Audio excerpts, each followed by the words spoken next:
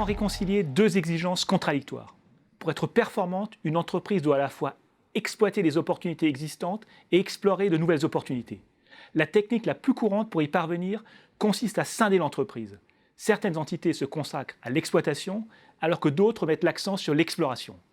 Mais il existe une approche plus originale qui consiste à faire vaciller toute l'entreprise entre exploitation et exploration. Elle a été utilisée avec succès par le constructeur automobile allemand BMW. Entre 2000 et 2002, BMW cède Rover et Land Rover, qui sont déficitaires, et met l'accent sur la productivité. Résultat, il devient le constructeur automobile généraliste le plus rentable au monde. Entre 2002 et 2006, BMW se lance dans une grande phase d'expansion. Il lance des modèles tels que la série 1, la Mini, la Rolls-Royce Phantom, la X3 et la série 6 coupée. Entre 2006 et 2010, BMW privilégie la croissance à partir des modèles existants.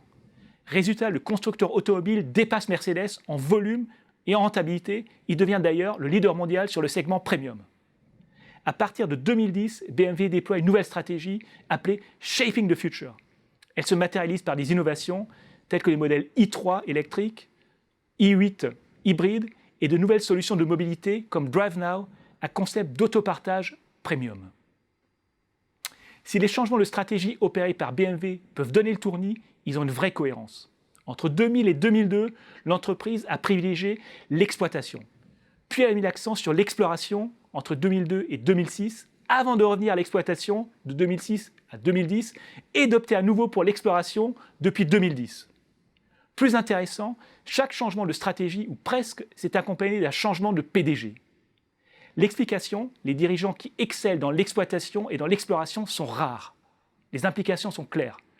Tous les 3 ou 4 ans, les entreprises qui sont dans le présent devraient remplacer leurs dirigeants actuels par un dirigeant tourné vers l'avenir. De la même manière, les entreprises qui sont trop tournées vers le futur devraient remplacer leurs dirigeants actuels par un dirigeant qui s'intéresse plus au présent, et ainsi de suite.